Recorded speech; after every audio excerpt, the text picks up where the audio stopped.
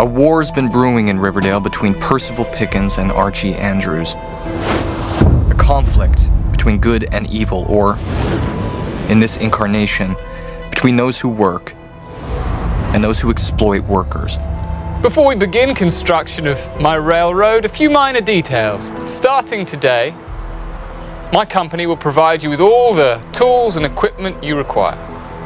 This rental fee will be deducted from your pay. Our pay, which is actually less than what we discussed, Mr. Mayor. Well, I'm simply responding to fluctuations in the marketplace, Mr. Fogarty.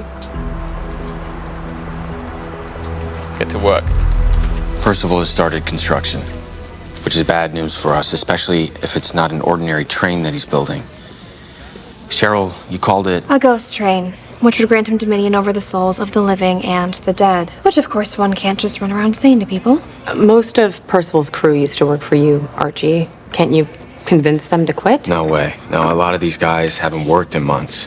They'll take whatever they can get, even if they're being exploited or abused. Which gives Percival the upper hand. For the moment, but now that he's got a crew, he's breaking all the promises that he made to get them to sign up. He's also 100% anti-union. Of course he is.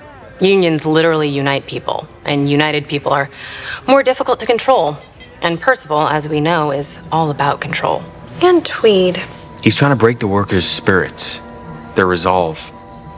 A lot of these guys have spent most of their lives working union jobs. I mean, if I can do some good old-fashioned agitating, remind them that Percival's values are the exact opposite of their own, that he doesn't care about them, we might be able to get them to vote to unionize. So that instead of quitting, the workers would strike. Work on the railway would stop. And once again, we're in a battle for the town's soul. What exactly can I do? Sing Bruce Springsteen covers? No, thank you. Dua Lipa or bust. No, Cheryl. But the Blossoms and the Pickens have a long history of working together. For which I am deeply ashamed.